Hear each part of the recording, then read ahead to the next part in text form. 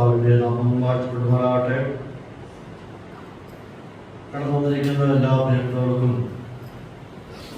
കരുണായ യേശുക്രിസ്തുവിനുള്ള വന്ദനത്തെ അറിയിക്കട്ടെ.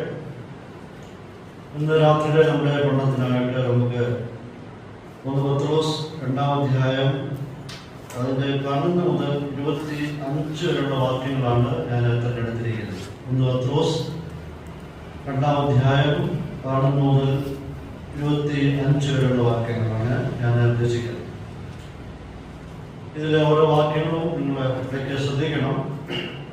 നമ്മൾ പ്രധാനപദമായിട്ട് വാക്യപ്രതിവാക്യമായിട്ട് പോയി അതിൽ അന്തർലീനമായിരിക്കുന്ന സത്യങ്ങളെ ഗ്രഹിക്കുകയാണ് നമ്മൾ ചെയ്തുകൊണ്ടിരിക്കുന്നത്.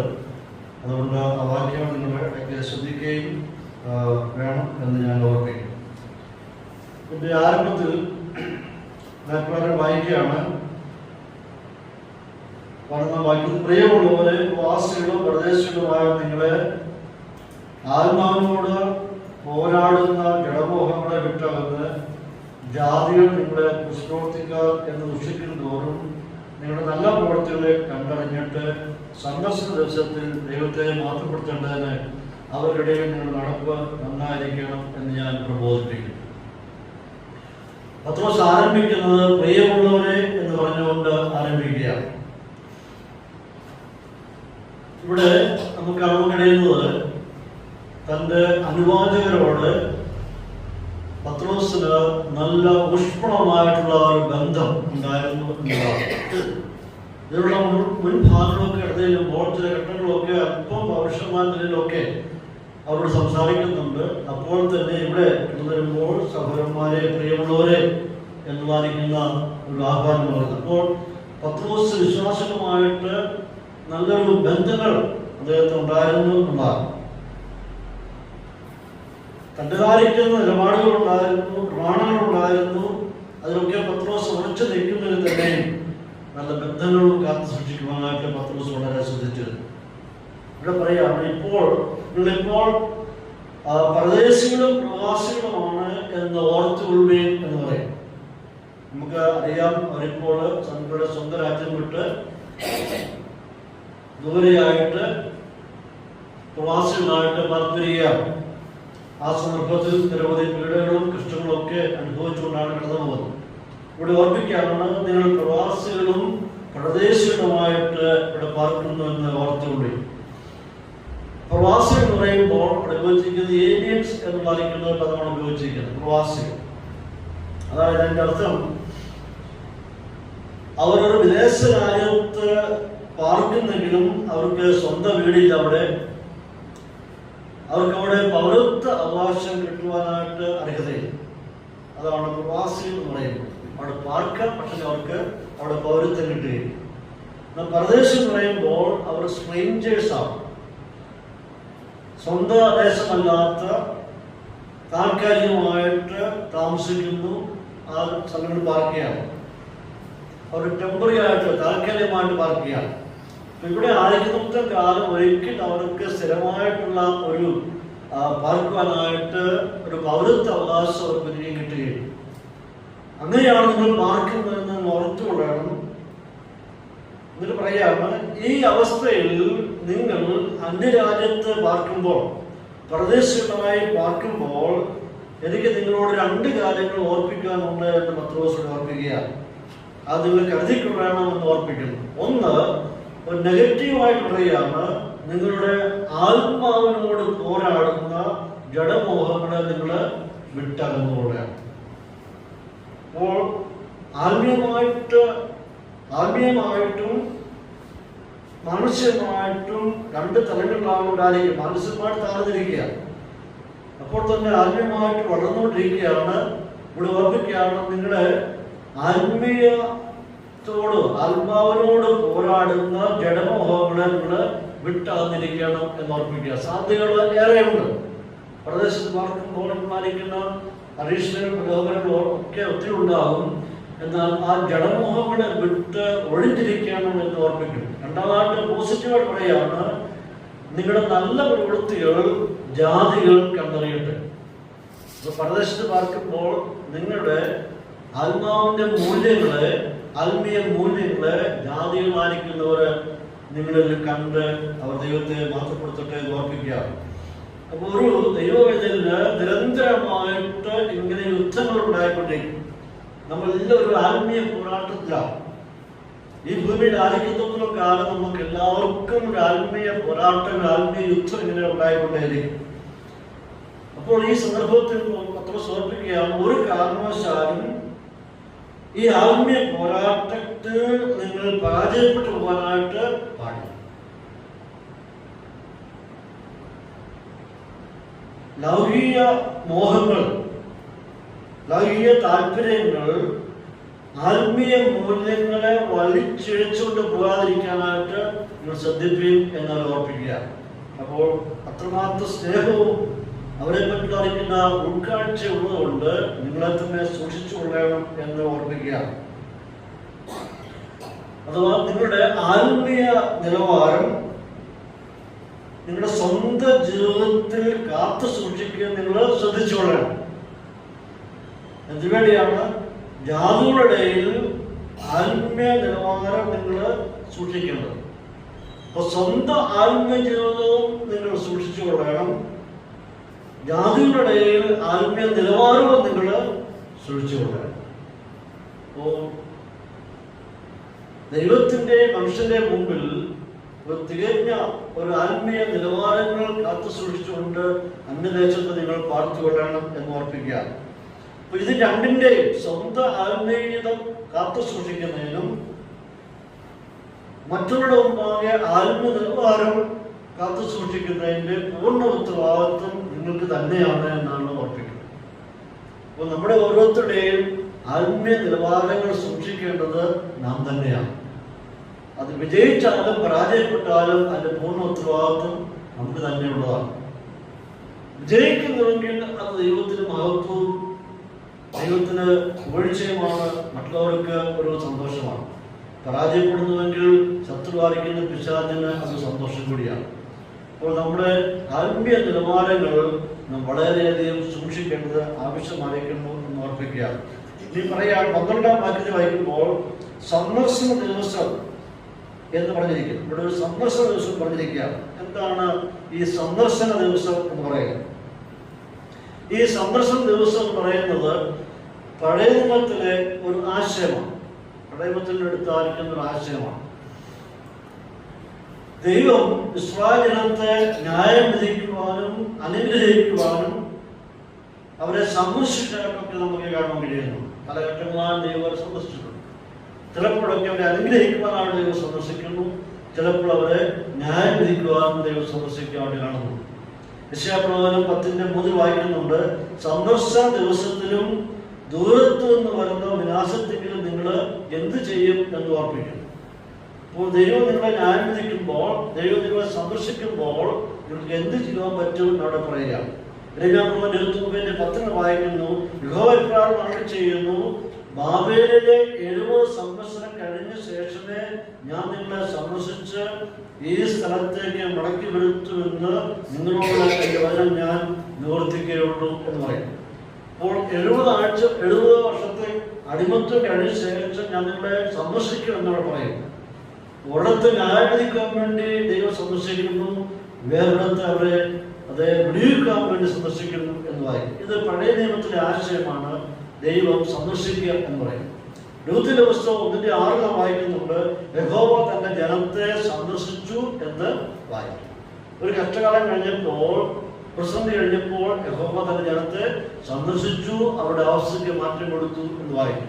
ഈ ഭാഗങ്ങളൊക്കെ കാണാൻ കഴിയുന്നത് ഒരു ഈ ആശയം, യഹോവ സന്ദർശിച്ചു എന്ന ആശയം ഇത് പഴയ നിയമത്തിലെ ആശയമാണ്. അത് തന്നെ പുതിയ നിയമത്തിലൂടെ കാണാൻ കഴിയുന്നത്. ഈ പുതിയ നിയമത്തിൽ കാണുന്ന ഈ ദൈവത്തിന്റെ സന്ദർശനം എന്ന് പറയുന്നത് അത് വീണ്ടെടുക്കുവാനും അനുഗ്രഹിക്കുവാനും ന്യായം വിധിക്കാനും വായിക്കുന്ന ഒരു അനുഭവമാണ്. ലൂക്കോസിന്റെ വിശേഷം 1:68 വായിക്കുന്നുണ്ട്, ഇസ്രായേലിന്റെ ദൈവമായ കർത്താവ് അനുഗ്രഹിക്കപ്പെട്ടവൻ, അവൻ തന്റെ ജനത്തെ സന്ദർശിച്ച് ഉദ്ധാരണം ചെയ്യുന്നു എന്ന് അവിടെ വായിക്കുന്നു. അത് സെഖര്യാവ് പറയുന്ന വാക്കുകളാണ്. യോഹന്നാന്റെ അവൻ ജനിച്ചു കഴിഞ്ഞപ്പോൾ സെഖര്യാവ് പറഞ്ഞാലിരിക്കുന്ന വാക്കുകളാണ്. അഥവാ യഹോവ അവിടെ എലിസബത്തിനെ സന്ദർശിച്ച് ഒരു മകനെ അവൾക്ക് കൊടുത്തു എന്നാണ് അവിടെ കാണാൻ കഴിയുന്നത്. യഹോവ തന്റെ ജനത്തെ സന്ദർശിച്ച് അവരെ അനുഗ്രഹിച്ചു. യോഹന്നാനെ നൽകിക്കൊണ്ട് തന്റെ ജനത്തെ അനുഗ്രഹിച്ചു എന്ന് വായിക്കും.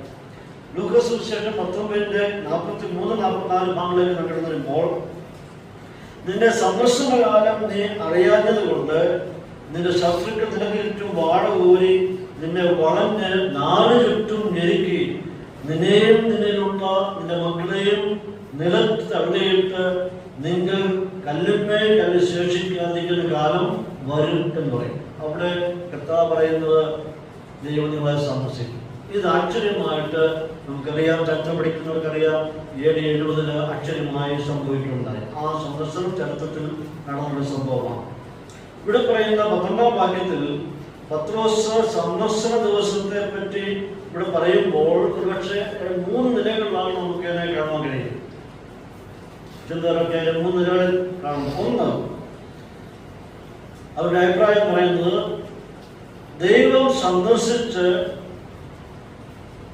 സകല പട്ടണങ്ങളിലുള്ള ജനത്തിന്മേൽ തന്റെ കൃപ പകർന്ന് അതുപരമായിട്ട് അനേക രക്ഷാപൂർത്തി പ്രാപിക്കുന്നു. അങ്ങനെ ഒരു ദൈവീയ സന്ദർശനം, രക്ഷയ്ക്ക് വേണ്ടി മനുഷ്യന്റെ രക്ഷ നൽകുവാൻ വേണ്ടിയുള്ളതായിരിക്കും ദൈവത്തിന്റെ സന്ദർശനം. അത് നമുക്ക് കാണാൻ കഴിയുന്നത് ദൈവം ശൗലിനെ ദമസ്കോസിലേക്കുള്ള യാത്രയിൽ ഓൺ ദ വേയിൽ ദൈവം അവനെ സന്ദർശിച്ചിട്ട് ആ സന്ദർശനം ശൗലിന്റെ പൗലോസിന്റെ ആത്മരക്ഷയ്ക്ക് കാരണമായി. അപ്പൊ പുതിയ കടന്നു വരുമ്പോൾ ഒരു വീണ്ടെടുപ്പിന് വേണ്ടി ആത്മരക്ഷയ്ക്ക് കാരണമായി തീർന്ന ദൈവത്തിന്റെ സന്ദർശനം. രണ്ടാമതായിട്ട് ചിന്തിച്ചാൽ മനസ്സിലാക്കാൻ കഴിയുന്നത് ദൈവത്തിന്റെ സന്ദർശന ദിവസം എന്ന് പറയുന്നത് ദൈവം ന്യായം വിധിക്കുന്നതായിരിക്കുന്ന ഒരു ദിവസമാണ്. അന്ന് അവർ ദൈവത്തെ മഹത്വപ്പെടുത്തുവാനായിട്ട് ഇടയായിത്തീരും. ദൈവത്തിന്റെ ആ പ്രവൃത്തി കണ്ട് ദൈവത്തെ മാറ്റപ്പെടുത്തുവാനായിട്ട് ഇടയായിത്തീരും. അത് വെള്ളസിംഹാസനത്തിന് മുമ്പാകെ വരുമ്പോൾ ഒരു മനുഷ്യനും ഒരു എക്സ്ക്യൂസും പറയാതെ വണ്ണം ദൈവത്തിന്റെ സന്ദർശനം അവിടെ നടക്കാൻ പോവുകയാണ്. ആ വെള്ളസിംഹാസനത്തിൽ വരുമ്പോൾ അപ്പോഴേക്കും സമയം തീർന്നു കഴിഞ്ഞിരിക്കുകയാണ്. അവർ സുവിശേഷം കേട്ടു, മറ്റ് വിശ്വാസികൾ വന്നായിരിക്കുന്ന മാറ്റങ്ങൾ കണ്ടു. പക്ഷേ ദൈവത്വത്തെ അംഗീകരിക്കുവാനായിട്ട് അവർ തയ്യാറായി. എന്നാൽ ഇപ്പോൾ സകല ഭക്തന്മാരും ദൈവത്തിന്റെ വെള്ളസിംഹാസനത്തിൽ വരുമ്പോൾ വിശുദ്ധന്മാർക്ക് ലഭിക്കാൻ പോകുന്ന പദവികളും ശ്രേഷ്ഠതയും അനുഭവങ്ങളും കണ്ടുകൊണ്ട് അവർ പണ്ട് കേട്ടെങ്കിലും അവർ അനുസരിക്കാതെ ഫലമായിട്ട് ഇപ്പോൾ ഇത് സംഭവിക്കുന്നു.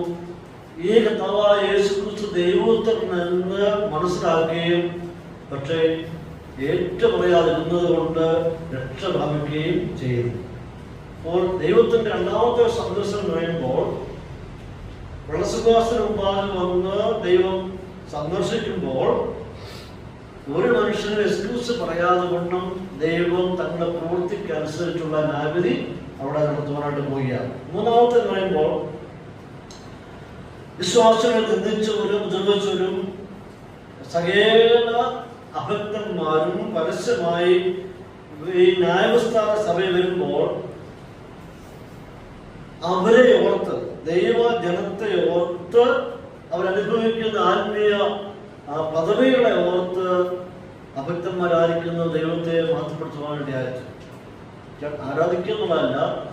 ഈ ദൈവം ഭയങ്കരനായിരിക്കുന്നു, ദൈവം അത്യുന്നതനാണ് എന്നുള്ളതായിരിക്കുന്നതിൽ അവർക്കും ദൈവത്തെ ആ സമയത്ത് ഓർത്ത് ദൈവം തൻ്റെ ജനത്തോട് കാണിച്ചറിയിക്കുന്ന മഹത്തരമായിരിക്കുന്ന പ്രവൃത്തികളെ ഓർത്ത് ദൈവത്തെ അത് വന്ദിക്കേണ്ടതായിട്ട് വരും. പക്ഷെങ്കിൽ അവിടെയും സമയം നഷ്ടപ്പെട്ടു വരികയാണ്, അവർക്ക് രക്ഷ ഉണ്ടാവുകയുണ്ട്. അപ്പോൾ ഈ ഘട്ടങ്ങളിലൊക്കെ ആണ് ദൈവീയ സന്ദർശനം എന്ന് പറയും. ഇവിടെ പത്രോസ് പറയുമ്പോൾ ഒരു പക്ഷേ പത്രോസ് ഉദ്ദേശിച്ചിരിക്കുന്നത് ദൈവീയ സന്ദർശനം പറയുമ്പോൾ ദൈവ ജനത്തെ കൃപ ചൊരിഞ്ഞ് രക്ഷിച്ച് വീണ്ടെടുത്ത് ദൈവത്തിലേക്ക് കൊണ്ടുവരുന്ന അനുഭവത്തെ പറ്റി ആയിരിക്കാം ഒരുപക്ഷെ സന്ദർശന ദിവസം എന്ന് ഇവിടെ പത്രോസ് പറയുന്നത് എന്നാണ് നമുക്ക് വിശ്വസിക്കാൻ കഴിയുന്നത്. ഇനി അതിന്റെ 13 മുതൽ 17 വാക്യത്തിലേക്ക് വരുമ്പോൾ പത്രോസ് ഇവിടെ ഒരു രാജ്യത്തെ പൗരൻ എന്ന നിലയിൽ അവൻ എങ്ങനെ ആയിരിക്കണം എന്നുള്ള ചിന്തയാണ് ഈ ഭാഗങ്ങളിൽ വർണ്ണിക്കുന്നത്.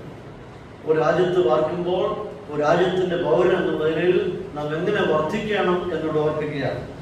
അത് തന്നെ നമുക്ക് റോമാലേഖനം 13:1-7 വരെയും തീത്തോസ് ലേഖനം 3:1-2 വരെയും 1 പത്രോസ് 2:13-17 വരെയും ഒരുപോലെ ഈ ഭാഗത്ത് ഒരു പൗരൻ എന്നുള്ളതിൽ ഒരു പൗരബോധങ്ങൾ എങ്ങനെ ആയിരിക്കണമെന്ന് ഈ ഭാഗങ്ങളിൽ വളരെ വ്യക്തമായിട്ട് അപ്പോസ്തലന്മാരോട് പറയുന്നുണ്ട്. ഈ ഭാഗത്തും കാണുന്നത് ദൈവമാണ് സകല ഗവൺമെന്റുകളെയും അധികാരികളെയും ആക്കി വച്ചിരിക്കുന്നതെന്ന് വളരെ വ്യക്തമായിട്ട് പറയുകയാണ്. ദൈവം അധികാരികളെ ഉത്തരവാദിത്വം ഏൽപ്പിച്ചു വച്ചിരിക്കുന്ന ഉദ്ദേശം പറയുമ്പോൾ അവരിൽ കൂടി നീതിയും ന്യായവും ജനത്തിന്റെ സംരക്ഷണവും അവർക്ക് വേണ്ടായിരിക്കുന്ന സമാധാന അന്തരീക്ഷവും ജീവസന്ധാരണത്തിലായിരിക്കുന്ന സകല മാർഗങ്ങളും തുടങ്ങിയ സകല പരീക്ഷയും നൽകിക്കൊടുക്കുക ദൈവീയ പദ്ധതികൾ ഇവരെ നിറവേറ്റുക എന്നുള്ളതാണ് ദൈവം അധികാരികളെ മാറ്റിവെച്ചിരിക്കുന്നത്. അത് വിശുദ്ധന്മാരുമുണ്ട്, അശുദ്ധന്മാരുമുണ്ട്. അപ്പൊ ഇവരിൽ കൂടി ദൈവം എന്താണ് മനുഷ്യപ്രജത്തിൽ ഒരുക്കിയിരിക്കുന്ന പദ്ധതികൾ, ആ പദ്ധതികളെല്ലാം തന്നെ നിറവേറ്റുക എന്നുള്ളതാണ് ദൈവം അധികാരികളെ മാറ്റിവെച്ചിരിക്കുന്നത്. അപ്പോൾ ഭൂമിയിലുള്ള സകല മനുഷ്യർക്ക് ഒരുപോലെ നീതിയും ന്യായവും ലഭിക്കേണ്ടത് ആവശ്യമാണ്. അതുകൊണ്ട് ചിലപ്പോൾ ഭക്തന്മാരെ ഒക്കെ അധികാര സ്ഥാനത്തേവും ആക്കി വയ്ക്കാറുണ്ട്. അങ്ങനെയുള്ള സന്ദർഭങ്ങളിൽ നിങ്ങളുടെ സമീപനങ്ങൾ എങ്ങനെ ആയിരിക്കണം എന്നാണ് പത്രോസോട് ഓർപ്പിക്കുന്നത്. അപ്പോൾ ഓർപ്പിക്കാം, നിങ്ങൾ സകല മാനുഷിക നിയമങ്ങൾക്കും എന്ത് ചെയ്യണം? കർത്താവ് നിമിത്തം കീഴടങ്ങുകയും എന്ന് പറയും. ഭൂമിയിൽ ഭരണകൂടമുണ്ട്, ന്യായാധിപന്മാരുണ്ട്, നിയമങ്ങളുണ്ട്. സകല നിയമങ്ങൾക്കും സകല ഭരണാധികൾക്കും നിങ്ങൾ കീഴടങ്ങിയിരിപ്പീൻ എന്ന് ഓർപ്പിക്കുക. അപ്പൊ രണ്ട് കാര്യങ്ങളാണ് അവിടെ ഓർക്കേണ്ടത്. ഒന്ന് നിയമമുണ്ട്, ഒന്ന് വിശ്വാസമുണ്ട്. രണ്ടും തുല്യമായിട്ട് ഇമ്പോർട്ടൻ്റ് ആണ്. നിയമമില്ലാത്ത രാജ്യങ്ങളില്ല, നിയമമില്ലാത്ത സംഘടനകളില്ല. അപ്പോൾ തന്നെ വിശ്വാസവും. ഇത് രണ്ടുമാണ് നമ്മൾ പിള്ളേർക്കേണ്ട വിഷയം. നിയമവും ഒരു സൈഡ് നിയമവും ഒരു സൈഡ് വിശ്വാസവും. ഇവിടെയാണ് നമ്മുടെ വിശ്വാസ ജീവിതം ക്രമീകരിക്കാതിരിക്കുന്ന അനുഭവം. ഒരിക്കല് പത്രോസിനെയും യോഹന്നാനെയും ന്യായാധിപ സംഘം വിലക്കി. അവർ പറയാണ്, നിങ്ങൾ യേശുവിന്റെ നാമത്തിൽ ഇനിയും സംസാരിക്കരുത്, ഉപദേശിക്കുകയും വരുത് എന്ന് പത്രോസിനോടും യോഹന്നാനോടും ന്യായാധിപ സംഘം പറഞ്ഞു. ന്യായാധിപ സംഘത്തെ പറയുമ്പോൾ അവർക്ക് പവറുണ്ട്, അധികാരമുണ്ട്, അധികാരികളാണ്. അവർ വിളിച്ചിട്ട് പറയുകയാണ്, നിങ്ങൾ ഇനിയും മേലാൽ യേശുവിന്റെ നാമത്തിൽ പ്രസംഗിക്കുകയോ ഉപദേശിക്കുകയോ ചെയ്യാനായിട്ട് പാടില്ല. അത് നിയമത്തിന്റെ സൈഡിൽ നിന്നുകൊണ്ടാണ് അവർ പറയുന്നത്. അവരുടെ ഭരണാധിപന്മാരാണ് അവകാശം. നിയമത്തിന്റെ വഴിയിൽ നിന്നുകൊണ്ട് ഇവരോട് പറയാണ്, നിങ്ങൾ മേലാൽ യേശുവിന്റെ നാമത്തിൽ പ്രസംഗിക്കുകയോ ഉപദേശിക്കുകയോ ചെയ്യാൻ പാടില്ല എന്ന് പറയും. ഉടനെ പത്രോസും യോഹന്നാനും അതിന് മറുപടി കൊടുത്തത് ഇങ്ങനെയാണ്: ദൈവത്തെക്കാൾ അധികം നിങ്ങളെ അനുസരിക്കുന്നത് ദൈവം മുമ്പാകെ ന്യായമാണോ എന്ന് ചോദിക്കുക. ദൈവമാണ് വലിയവൻ, അത് നിങ്ങളാണോ? ദൈവത്തെക്കാൾ അധികമായിട്ട് അത് മനുഷ്യരെ അനുസരിക്കുന്നത് ദൈവം മുമ്പാകെ ന്യായമാണോ എന്ന് തിരിച്ച് അവർ ചോദിക്കുകയാണ്. എന്നിട്ട് പത്രോസ് യോഹന്നാൻ പറയാണ്, ഞങ്ങൾ കണ്ണും കേട്ട് ഇരിക്കുന്നത് പ്രസ്താവിക്കാതിരിക്കുവാൻ കഴിയുന്നതല്ല എന്ന് പറയുന്നു. അപ്പോൾ നിയമത്തിന്റെ ഉള്ളിൽ നിന്നുകൊണ്ടാണ് ഇവരെ മറുപടി കൊടുക്കുന്നത്. എന്നാൽ ഇവിടെ ഒരിക്കലും പത്രോസും യോഹന്നാനും ആ നിയമത്തെ ലംഘിച്ചുകൊണ്ട് ഒരു വിപ്ലവകരമായ രീതിയിലോ പ്രകോപനപരമായ രീതിയിലോ ഭരണകൂടത്തിന് വിരുദ്ധമായിട്ടോ ജാഥ സംഘടിപ്പിച്ചോ അങ്ങനെയുള്ള യാതൊന്നും സംഘടിപ്പിക്കാതെ വളരെ ശാന്തതയോടുകൂടിയാണ് കാര്യങ്ങളെ കൈകാര്യം ചെയ്യുന്നത്. ദൈവത്തെക്കാൾ അധികം മനുഷ്യനെ മാനിക്കുന്നത് ശരിയാണെന്ന് ചോദിക്കുകയാണ്. ഇവിടെ പത്രോസ് പറഞ്ഞു വരുമ്പോൾ നിയമത്തിന് നിങ്ങൾ കീഴടങ്ങിയിരിക്കണം, രാജാവിന് നിങ്ങൾ കീഴടങ്ങിയിരിക്കണം, നാടുവാഴികൾക്ക് നിങ്ങൾ കീഴടങ്ങിയിരിക്കണം എന്ന് ഓർപ്പിക്കുക. അപ്പോൾ പത്രോസ് പറയുന്നത് വിശ്വാസികൾ ലോകത്തിലായിരിക്കുമ്പോൾ നിയമവ്യവസ്ഥയ്ക്ക് കീഴടങ്ങിയിരിക്കണം എന്ന് ഓർപ്പിക്കും. പഠനത്തിലേക്ക് കടന്നു ചെല്ലുമ്പോൾ ദാനിയേലിന്റെ പുസ്തകത്തിൽ 3 സംഭവങ്ങൾ കാണാൻ കഴിയുന്നു. ഒന്ന്, ഒരു രാജാവിന്റെ കൽപ്പന ഉറപ്പിക്കുക, പറയുകയാണ് ഇനിയും നിങ്ങൾക്ക് രാജഭോജനവും രാജാവ് കുടിക്കുന്ന വീഞ്ഞും നിങ്ങൾ കഴിക്കുകയും കുടിക്കുകയും വേണമെന്ന് ഇബ്രാഹിം ബാലനോട് പറയുക. അവരെന്ത് ചെയ്യുന്നു? അവരത് നിരസിച്ചു. ആ രാജാവിന്റെ ഓർഡർ അവരെ പാടെ നിരസിച്ചു, അത് അവഗണിച്ചു. അവഗണിക്കുക എന്ന് പറയുന്നത് ശരിയായ രീതിയല്ല, പക്ഷേ അവരത് അവഗണിച്ചു. അവർ തീരുമാനിച്ചത് ഈ രാജഭോജനവും വീഞ്ഞും കുടിച്ച് ഞാൻ നിങ്ങളെ തന്നെ അശുദ്ധം ആക്കുകയില്ല. അത് വിശ്വാസത്തിന്റെ അടിസ്ഥാനത്തില്ല. അവിടെ നിയമം പറഞ്ഞു, എന്നാൽ വിശ്വാസം അതിന് മുകളിൽ നിൽക്കുന്നുണ്ട്. ഇത് കഴിച്ച് ഞങ്ങളെ തന്നെ അശുദ്ധമാക്കുകയില്ല എന്ന് നല്ല നിലപാടുണ്ട്. രണ്ടാമത്തെ സംഭവം, രാജാവുണ്ടാക്കിയ ബിംബത്തെ വണങ്ങണം എന്ന് പാലിക്കുന്ന ഒരു നിയമം കൊണ്ടുവന്നു. എന്താണ് സംഭവിച്ചത്? ശദ്രക്, മേശക്, അബേദ്നെഗോ അവര് തീരുമാനിച്ചു, ആരെ ആരാധിക്കണം എന്നുള്ളത് ഞങ്ങൾ തീരുമാനിക്കും. രാജാവുണ്ടാക്കിയ ബിംബത്തെയാണോ അതോ രാജാവിനെ നിർമ്മിച്ച ദൈവത്തെയാണോ? ആരാധന ആർക്ക് കൊടുക്കണം എന്നുള്ളത് ഞങ്ങളുടെ സ്വന്തമായിട്ടുള്ള തീരുമാനം. അവരത് സമ്മതിച്ചില്ല. ഉടനെ വലിയ അപകടമായിരിക്കുന്ന അനുഭവങ്ങളാണ് ഉണ്ടായത്. പക്ഷെങ്കിൽ ആ സന്ദർഭത്തിൽ അവര് ആ നിയമത്തെ റെസ്പെക്ട് ചെയ്തുകൊണ്ട് വിശ്വാസത്തെ തിരിച്ചടവാൻ തയ്യാറാകാതെ അവർ പാലിച്ചിരുന്ന വിശ്വാസം ഉറച്ചു നിന്നു. ഈ കൂട്ടത്തിൽ എറിയപ്പെട്ടു. പക്ഷെങ്കിൽ അവരുടെ ആ താല്പര്യത്തെ ദൈവം കണ്ടു, അംഗീകരിച്ചു, ഹൃദയത്തെ കണ്ടു. 4-ാം നാളിൽ ദൈവം അവിടെ വെളിപ്പെട്ടു, ദൈവരെ വിളിക്കാനായിരുന്നു. 3ാമത്തെ സംഭവം എന്ന് പറയുമ്പോൾ, ഇനിയും രാജാവിനോടല്ലാതെ പ്രാർത്ഥിക്കുന്ന ആരെയും ഉണ്ടെങ്കിൽ അവരെ എന്ത് ചെയ്യും? സിംഹകൂട്ടില് ഇട്ടിടും. അപ്പൊ അങ്ങനെ ഒരു നിയമം ഇവിടെ പുറപ്പെടുവിച്ചു. രാജാവിനോട് പ്രാർത്ഥിക്കണം. രാജാവിനോട് പ്രാർത്ഥിക്കണം പറഞ്ഞപ്പോൾ ദാനിയേൽ ചെയ്തത് അതുവരെ ചെയ്യാത്ത ഒരു കാര്യം ദാനിയേൽ ചെയ്തു. അവർ കിളിവാതിൽ അങ്ങോട്ട് തുറന്ന് യെരൂശലേമിന് നേരെ ഇട്ടുകൊണ്ട് അവിടെ പ്രാർത്ഥിക്കാൻ ആരംഭിച്ചു. ഇവിടെ രാജാവിനോട് മാത്രം പ്രാർത്ഥിക്കണം എന്ന നിയമം ഉണ്ടായപ്പോൾ ദാനിയേൽ ചെയ്തത് ഉന്നതനായിരിക്കുന്ന രാജാവിനോട് വാതിൽ തുറന്ന് ഒരു വാതിൽ തുറക്കുവാനായിട്ട് അവരുടെ അയച്ചു. ഈ 3 സംഭവങ്ങളും ഒരു വ്യത്യസ്തമായിരിക്കുന്ന സാഹചര്യങ്ങളും. പക്ഷെ ഇവിടെ എല്ലാം ഈ 3 അവസ്ഥകളിലും ദൈവം വെളിപ്പെട്ട് അവർക്ക് നീതി ന്യായവും വാങ്ങിക്കൊടുത്തു. അതുകൊണ്ട് ഇതേ സംഭവം എല്ലാ തലമുറയിലും നടക്കണമെന്ന് നമുക്ക് ചിന്തിക്കാൻ പറ്റത്തില്ല. അതൊക്കെ ദൈവത്തിന്റെ മഹത്വവും ദൈവത്തിന്റെ തേജസ്സും വെളിപ്പെടുത്തിയ സന്ദർഭങ്ങളായിരുന്നു. അത് ഭൂമിയിൽ എല്ലാത്തിനും ആവർത്തിക്കണമെന്നില്ല. അപ്പോൾ തന്നെ എത്രയോ ഭക്തന്മാർ അവര് രക്തസാക്ഷികളായി തീർന്നിട്ടുണ്ട് വിശ്വാസത്തിന് വേണ്ടി. ഇതൊക്കെ ഈ പാവങ്ങളൊക്കെ കാണാൻ കഴിയുന്നത് ദൈവത്തിന് മഹത്വം വെളിപ്പെടുത്താറിയില്ല ചില സന്ദർഭങ്ങളായിരുന്നു.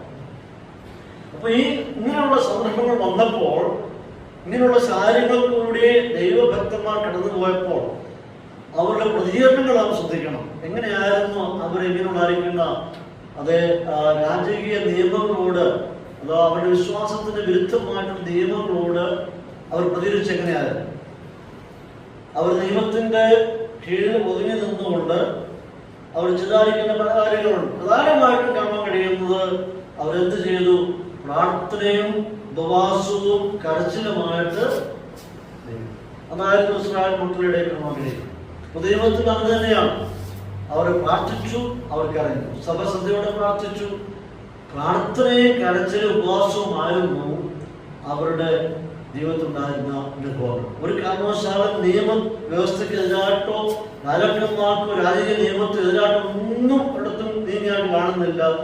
പ്രസിദ്ധി ഉണ്ടായപ്പോൾ എല്ലാം ദൈവജനത്തിന്റെ ഇടയിൽ വിശ്വാസം പ്രസിദ്ധീകരിക്കുന്നു, അവർ പ്രാർത്ഥിക്കുന്നു, അവർ കരയുന്നു, ദൈവം അവിടെ അവർക്ക് നീതി ന്യായവും നടത്തി കൊടുക്കാണ്ട് കാണാൻ കഴിയുന്നു.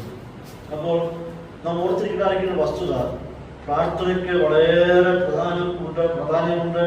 പ്രാർത്ഥനയുടെ മുമ്പിൽ മറ്റു ചർച്ചകൾക്ക് പിടിച്ചെടുക്കുക കഴിയത്തില്ല എന്നുള്ളത് നമ്മുടെ അനുഭവത്തിൽ കൂടി, അപ്പോസ്തലന്മാരുടെയും പ്രവാചകന്മാരുടെയും ദൈവത്തിന്റെ അനുഭവത്തിൽ കൂടി നമുക്ക് കാണാൻ കഴിയുന്ന അനുഭവങ്ങളാണ്. ഇത് നമുക്ക് 15-ാം വാക്യത്തിൽ കടന്നു വരുമ്പോൾ ഇവിടെ കാണാൻ കഴിയുന്നത്, നിങ്ങൾ അധികാര സ്ഥാനങ്ങളിൽ ഇരിക്കുന്ന ഭരണാധിപന്മാരെയും നിയമത്തെയും അനുസരിച്ച് എന്ത് ചെയ്യണം? ഇങ്ങനെയുള്ളവരെ നിങ്ങൾ നിശബ്ദരാക്കണം എന്ന് പറയുന്നു. പറയുന്നു നിങ്ങൾ അവരെ നിശബ്ദരാക്കണം എന്ന് പറയുക. അപ്പൊ എങ്ങനെയാണ് ഭരണാധിപന്മാരെ നിശബ്ദരാക്കുന്നത്? അവരോട് വാദിച്ചോ സമ്മാനിച്ചോ ഒന്നുമല്ല, മറിച്ച് പത്രോസ് ഓർപ്പിക്കുന്നത്, നിങ്ങളുടെ സംശുദ്ധമായിട്ടുള്ള അഥവാ വിശുദ്ധ ജീവിതം കാഴ്ചവെച്ച് വേണം അവരെ ഉണ്ടാകാൻ. പ്രതികാര നടപടി, പ്രതികാരത്തിന് ഇറങ്ങാതെ നിങ്ങളുടെ ആത്മീയ ജീവിതം അതൊരു വിശുദ്ധമായ അനുഭവമാണ്. നിങ്ങൾ നിങ്ങളുടെ ജീവിതത്തെ വിശുദ്ധമായി സൂക്ഷിച്ച് മറ്റുള്ളവരുടെ മുമ്പിൽ പ്രദർശിക്കുമ്പോൾ എന്താണ്? അവരെ നിങ്ങൾ നിശബ്ദരാക്കാതിരുന്നു. അപ്പോൾ നിങ്ങളുടെ ആത്മീയ ജീവിതത്തെ നിങ്ങൾ ഇങ്ങനെ കെട്ടിപ്പടുത്തുകൊണ്ട് തന്നെ പോവുക. അങ്ങനെ നിങ്ങൾ പൂർണ്ണ ആത്മീയതയെ നിലനിന്ന് വരുമ്പോൾ അവരെ എന്ത് ചെയ്യുന്നു? അവരെ നിശബ്ദരാക്കുന്നതിനായിട്ട് തീരും എന്ന് ഓർപ്പിക്കുക. നമുക്കറിയാം, ജപ്പാനിന്റെ ഒരു പ്രത്യേകതയുണ്ട്. അവിടെ എന്തെങ്കിലും ജനത്തിന് വിരുദ്ധമായിട്ടുള്ള അഥവാ നിയമം അവർക്ക് പ്രതികൂലമായി വന്നു കഴിയുമ്പോൾ അവർ ചെയ്യുന്നത് എക്സ്ട്രാ മണിക്കൂർ ജോലി ചെയ്യുക. അങ്ങനെയല്ലേ? കേട്ടിട്ടുണ്ട്. നമ്മളൊക്കെ അന്നേരം ഈ ജോലി നമ്മുടെ രാജ്യത്തൊക്കെ ജോലി ചെയ്യാതിരിക്കും. അവര് കൂടുതൽ മണിക്കൂർ ജോലി ചെയ്ത് പ്രതിഷേധം അവര് പ്രകടിപ്പിക്കും. അങ്ങനെയാണ് ജപ്പാനിലൊക്കെ ചെയ്യുന്നത്. അപ്പൊ ഇവിടെ പത്രോസ് ഓർപ്പിക്കുന്നത്, നിങ്ങൾ അല്പം കൂടി വിശുദ്ധിയെ സൂക്ഷിക്കുക, അല്പം കൂടി ധാർമ്മിക നിലവാരം ഉയർത്തിക്കൊണ്ടുവരിക. അങ്ങനെ നിങ്ങളുടെ പറ്റിയെ വർദ്ധിപ്പിച്ച് വളർത്തിക്കൊണ്ടുവന്ന് മറ്റുള്ളവരെ നിങ്ങൾ ഉണ്ടാകുകയും എന്ന് പറയാം. പ്രതികൂലം വരുമ്പോൾ, കഷ്ടങ്ങൾ വരുമ്പോൾ നിങ്ങളുടെ ആത്മീയ ജീവിതത്തെ, മൊറാലിറ്റിയെ, ആത്മീയതയൊക്കെ നിങ്ങൾ കൂടുതലായിട്ട് അത് വളർത്തിയെടുത്തിട്ട് അവരെ ആ നിലയിൽ ഉണ്ടാകുകയും എന്ന് പറയാം. ഇവിടെ വിളിക്കുന്നതെന്നാണ് അറിയാം. ഇവരെ പത്രോസ് വിളിക്കുന്നത് ബുദ്ധിയില്ലാത്ത മനുഷ്യരുടെ ഭോഷത്വം. ബുദ്ധിയില്ലാത്ത മനുഷ്യരുടെ ഭോഷത്വം എങ്ങനെയാണ്? നിങ്ങൾ നന്മ ചെയ്ത് അവരെ മിണ്ടാതാക്കണം. അപ്പോൾ ഇവർ ചെയ്യുന്നത് നീതിക്ക് നിരക്കുന്നതല്ല, ബുദ്ധിയില്ലാത്ത കാര്യങ്ങളാണ് ചെയ്യുന്നത്. പക്ഷെ പ്രതികാരമായിട്ട് എങ്ങനെയാണ്? നന്മ ചെയ്ത് നിങ്ങൾ അവരെ മിണ്ടാതാക്കണം എന്ന് ഓർപ്പിക്കുക. അപ്പോൾ ഒരു സൽസ്വഭാവവും ധാർമ്മികതയും വിശുദ്ധിയും സത്യസന്ധത ഇതൊക്കെയാണ് സുവിശേഷ വിരോധികൾക്ക് വായിക്കുന്ന മറുപടി എന്നാണ് പത്രോസിനോട് ഓർപ്പിക്കുന്നത്. അവർ നിങ്ങളെ ഉപദ്രവിക്കുന്നുണ്ട്, ശരിയാണ്. പക്ഷെ നിങ്ങൾ നിങ്ങളുടെ സ്വഭാവ രീതികളിൽ കൂടി, നല്ല സാക്ഷ്യമുള്ള ജീവിതത്തിൽ കൂടി അവരെ ലജ്ജിതരാക്കി തീർക്കണമെന്ന് ഓർപ്പിക്കാം. പത്രോസ് അവരെ വ്യക്തമാക്കി ഓർപ്പിക്കാം. വിശ്വാസത്തിന്റെ പേരിൽ നമുക്ക് ആക്രമണങ്ങൾ ഉണ്ടായാൽ തിരിച്ചാക്രമിക്കുക പറയുന്നത് ഒരിക്കലും ദൈവീയ പ്രമാണമാണ്. നമുക്കത് ചെയ്യാൻ അനുവാദമില്ല. പ്രതികാരത്തിന് പകരം ചെയ്യാൻ നമുക്ക് അവകാശമുണ്ട്. ഒരിക്കൽ മഹാപുരോഹിതന്റെ ദാസൻ യേശുവിനെ കടന്നു പിടിച്ചപ്പോൾ പത്രോസ് എന്താ ചെയ്തത്? പത്രോസ് വാളെടുത്ത് അവനെ വെട്ടി കാത് അറ്റുപോയി. ഉടനെ കർത്താവ് ചെയ്തെന്നറിയാമോ? പത്രോസ് പറയാണ്, വാള് ഉറയിലിടുക, വാളെടുക്കുന്നവരൊക്കെയും വാളാൽ നശിച്ചു പോകും പറഞ്ഞുകൊണ്ട് അറ്റുപോയ കാലെടുത്ത് വീണ്ടും അവിടെ ഫിറ്റ് ചെയ്യും. ഇതാണ് ഒരു ദൈവവൈദ്യന്റെ പ്രതികരണം എന്ന് പറയുന്നത്. സമാധാനം കാത്തു സൂക്ഷിക്കുക, പ്രതികാരം ചെയ്യുവാനായിട്ട് നമുക്ക് അവകാശമുണ്ട്. പ്രതികാരം ചെയ്യുന്ന അവകാശമുണ്ട്. അതല്ല, മറിച്ച് നന്മ ചെയ്ത് ഇവരെ ഉണ്ടാക്കുക എന്നുള്ളതാണ് ദൈവീയ പ്രമാണം എന്ന് പറയുന്നത്. 16 കിടന്നുമ്പോൾ ഇവിടെ കാണാൻ കഴിയുന്നത് നിങ്ങൾ പാപത്തിൽ നിന്ന് സ്വതന്ത്രരാണ്, സാത്താനിൽ നിന്ന് സ്വതന്ത്രരാണ്.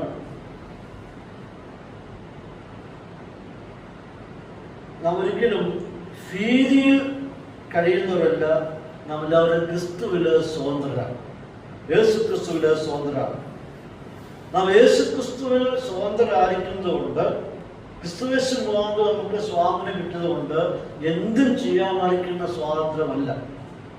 രക്ഷ എന്ന് പറയുന്നത് അത് സൗജന്യമായിട്ട് കിട്ടിയതാണ്. രക്ഷ എന്ന് പറയുന്നത് എന്തും ചുമലിക്കുന്ന ലൈസൻസ് അല്ല എന്നുള്ളത് പത്രോസോട് ഓർപ്പിക്കുകയാണ്. ഇവിടെ പറയുകയാണ്, സ്വാതന്ത്ര്യം എന്തിനാ മറയാക്കുന്നത്? ദുഷ്ടതയ്ക്ക് മറയാക്കും. സ്വാതന്ത്ര്യം കിട്ടി, ക്രിസ്തുയേശു കൂടി സ്വാതന്ത്ര്യം കിട്ടി, അത് ദുഷ്ടത പ്രവർത്തിക്കാൻ പാലിക്കുന്ന ഒരു മറയല്ല എന്ന് ഓർപ്പിക്കുകയാണ്. ആത്മീയ സ്വാതന്ത്ര്യം നമുക്ക് ലഭിച്ചിരിക്കുന്ന ആത്മീയ സ്വാതന്ത്ര്യം ദോഷങ്ങൾ പ്രവർത്തിക്കുവാൻ പാലിക്കുന്ന അധികാരമല്ല എന്ന് കൊണ്ട് ഓർപ്പിക്കുകയാണ്. അതുകൊണ്ട് നിങ്ങൾ ദൈവത്തിന്റെ ദാസന്മാരായി നടപ്പിരുന്ന് ഓർപ്പിക്കുകയാണ്. അപ്പോൾ നമ്മൾ ഓരോരുത്തർ നടന്നത് ഒരു ട്രാൻസിഷനാണ്. ഒരു അവസ്ഥയിൽ നിന്നും വേറൊരവസ്ഥയിൽ നാം കടന്നിരിക്കുകയാണ്. ഒരു അടിമത്തത്തിൽ നിന്നും വേറൊരു അടിമത്തത്തിലൂടെ നാം പ്രവേശിച്ചിരിക്കുകയാണ്. സാത്താന്റെ അടിമത്തത്തിൽ നിന്നും ക്രിസ്തുവിന്റെ അടിമത്തത്തിലൂടെ നാം വന്നിരിക്കുക. അപ്പോൾ നമ്മൾ നടന്നിരിക്കുന്ന ഒരു മാറ്റമാണ്. ഒരു സ്ഥിതിയിൽ നിന്നും വേറെ സ്ഥിതിയിലേക്ക് മാറിയിരിക്കുക. മുമ്പ് സാത്താന്റെ അടിമത്തിലായിരുന്നു, പാപത്തിന്റെ അടിമത്തിലായിരുന്നു. അവിടെ നിന്നും നമ്മെ മോചിപ്പിച്ചിട്ട് വീണ്ടും നാം വേറൊരു അടിമത്തിൽ വന്നിരിക്കുകയാണ്. ആ അടിമത്തിൽ എന്താണ്? ക്രിസ്തുവിൽ ഉണ്ടായിരിക്കുന്ന അടിമ. അതുകൊണ്ട് ക്രിസ്തുവിനെ നമ്മൾ കീഴ്പ്പെട്ടിരിക്കുകയും ഇപ്പോൾ സാത്താനിൽ നിന്നും ക്രിസ്തുവിലേക്ക് പാലിക്കുന്ന ഒരു യാത്രയാണ് നാം സംഭവിച്ചിരിക്കുന്നത്. അപ്പോൾ നാം ക്രിസ്തുവിന്റെ ദാസന്മാരായിട്ട് തീർന്നിരിക്കുക. 12-ാം വാക്യത്തിൽ, ഈ വാക്യത്തിൽ വിശ്വാസികളുടെ 4 വിധ സാമൂഹിക ഉത്തരവാദിത്തങ്ങളെ പറ്റി പത്രോസ് പറയുകയാണ്. 4 വിധ സാമൂഹിക ഉത്തരവാദിത്തങ്ങൾ ഈ 12-ാം വാക്യത്തിൽ പറയുന്നു. ഒന്ന്, എല്ലാവരെയും ബഹുമാനിക്കും എന്ന് പറയുമ്പോൾ സകല മനുഷ്യവർഗത്തെയും നാം സ്നേഹിക്കുവാനായിട്ട് കടപ്പെട്ടവരാണ്.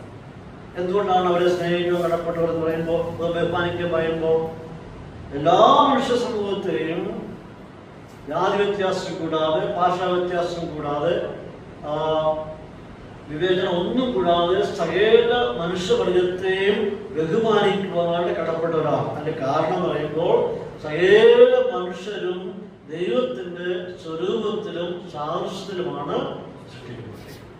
അതുകൊണ്ട് ദൈവീയ സ്വരൂപവും സാദൃശ്യവും സകല മനുഷ്യരിലും ഉള്ളത് കൊണ്ട് നാം അവരെ ബഹുമാനിക്കാനായിട്ട് കടപ്പെട്ടവരാണ്.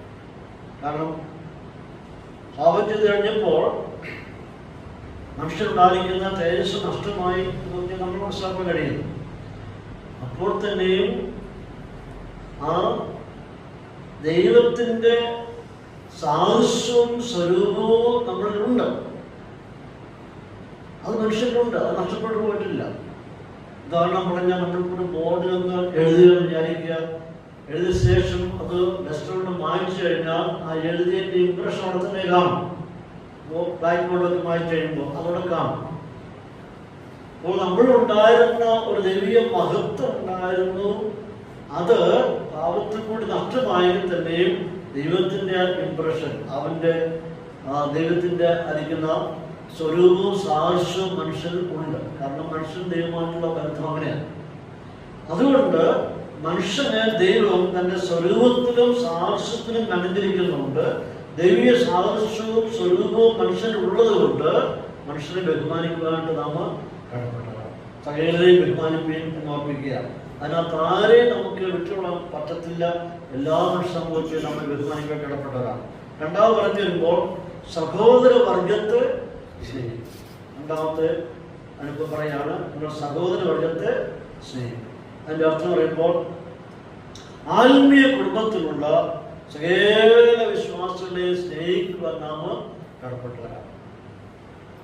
ക്രിസ്തു സ്നേഹിച്ചതുപോലെ നമ്മുടെ കൂട്ടായ്മയിൽപ്പെട്ടവരെ മാത്രമല്ല, മറിച്ച് രക്ഷിക്കപ്പെടാതിരിക്കുന്ന സകല ദൈവത്തെയും സ്നേഹിപ്പാൻ നാം ബാധ്യസ്ഥരാണ്. അത് പ്രകാരം മാത്രമല്ല, രക്ഷിക്കപ്പെട്ട ദൈവമക്കളെ എവിടെയെല്ലാം കണ്ടുമുട്ടുന്നോ, എവിടെയെല്ലാം ഉണ്ടോ, ഏതെല്ലാം വീടുകളുണ്ടോ, അവരൊക്കെ സ്നേഹിക്കുവാനായിട്ട് നാം കടപ്പെട്ടവരാണ്. എന്തുകൊണ്ടാണ് സ്നേഹിക്കേണ്ടത്?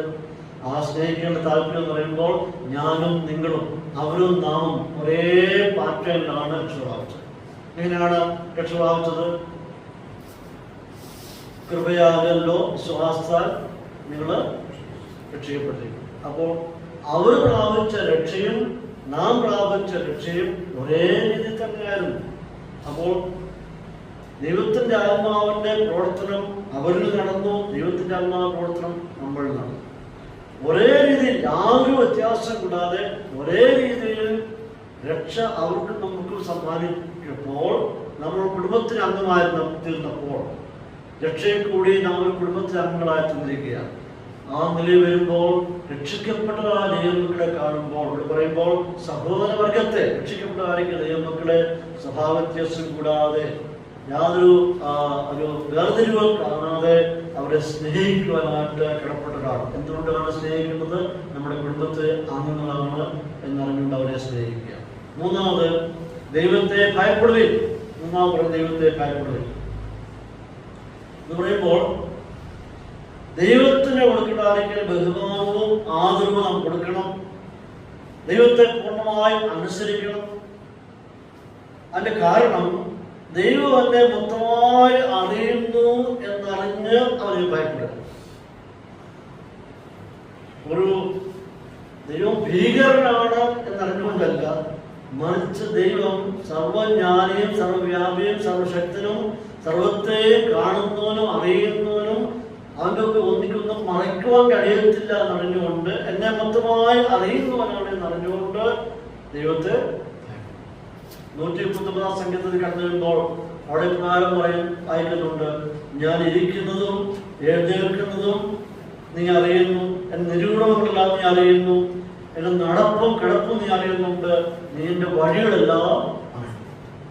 അപ്പോൾ നമ്മ എവിടെ ചെന്ന് പാർത്താലും ഏത് അവസ്ഥയിലായിരുന്നാലും നമ്മളെ മൊത്തമായിട്ട് അറിയുന്നവനായിരിക്കുന്ന ഒരു ദൈവം. ഒരു സ്കാനർ മെഷീനകത്തൂടെ കടന്നുപോയി അവയവങ്ങളുടെ അവസ്ഥ എല്ലാം അറിയുന്ന പോലെ ദൈവം ദൂരെ ഇരുന്നുകൊണ്ട് നാം എവിടെ ഇരിക്കുന്നു, എന്ത് ചെയ്യുന്നു, എന്ത് പറയുന്നു, എന്ത് കാണുന്നു, ഇതെല്ലാം ദൈവം നമ്മെ ഇങ്ങനെ നിരീക്ഷണം ചെയ്തുകൊണ്ടിരിക്കുക. അതുകൊണ്ട് എന്നെ മൊത്തമായി ദൈവം കാണുന്നു അറിയുന്നു എന്ന് അറിഞ്ഞുകൊണ്ട് ഭയത്തോടെ എന്ത് ചെയ്യണം? ദൈവത്തോട് അടുത്ത് വരിക, ദൈവത്തെ ഭയപ്പെടാം. നാലാമായിട്ട് പറയുന്നു രാജാവിനെ ബഹുമാനിക്കും. നാലാമത്തെ അവസ്ഥ രാജാവിനെ ബഹുമാനിക്കും. റോമാലേഖനം 13:7 വായിക്കുന്നതാണ്, എല്ലാവർക്കും കടമയാവുന്നത് കൊടുപ്പിൻ, നീതി കൊടുക്കേണ്ടവന് നീതി, ചുങ്കം കൊടുക്കേണ്ടവന് ചുങ്കം, ഭയം കാണിക്കേണ്ടവന് ഭയം, മാനം കാണിക്കേണ്ടവന് മാനം. അപ്പോൾ ഇവിടെ പറഞ്ഞിരുമ്പോൾ പൗലോസ് പറയാവുന്ന രാജാവിനെ ബഹുമാനിക്കും എന്ന് പറയുമ്പോൾ ഭയം കാണിക്കേണ്ടവനോട് ഭയവും മാനം കാണിക്കേണ്ടവനോട് മാനവും. അവിടെ പൗലോസ് പറയുന്നത് അത് തന്നെയാണ്, പത്രോസും പറയുന്നത് ഇത് തന്നെയാണ്. പത്രോസിന്റെ വേദശാസ്ത്രവും പൗലോസിന്റെ വേദശാസ്ത്രവും ഈ വിഷയത്തിൽ ഒന്ന് തന്നെയാണ്. രാജാവിനെ ബഹുമാനം. ആരൊക്കെയാണ് മാനത്തിന് യോഗ്യൻ, ആരെയൊക്കെയാണ് ഭയപ്പെടേണ്ടത്, അവർക്ക് മാനവും ഭയവും കൊടുപ്പിൻ എന്ന് പറയാം. അപ്പോൾ ഈ ഭരണാധിപന്മാരെയൊക്കെ സാമൂഹികമായ നിലവാരങ്ങൾ കെട്ടിപ്പടുക്കുന്നതായിട്ട് ദൈവം ആക്കി വച്ചിരിക്കുന്നവരാണ്. വിശ്വാസികൾ ഏത് ഭരണാധിപന്റെയും കീഴിൽ കീഴടങ്ങിയിരിക്കുവാനായിട്ട് നമുക്ക് പ്രമാണം തന്നിരിക്കുക, എതിർക്കുവാനുള്ള നമുക്ക് അവകാശമുണ്ട്. ദൈവമാണ് ഇവരെയാക്കി വെച്ചിരിക്കുന്നത്. ഒരു കാര്യത്തിൽ മാത്രമേ നമുക്ക് വിയോജിപ്പ് പ്രകടിപ്പിക്കാൻ കഴിയത്തുള്ളൂ, അത് വിശ്വാസത്തിൻ്റെയും ആരാധനയുടെയും പേരിലാണ്.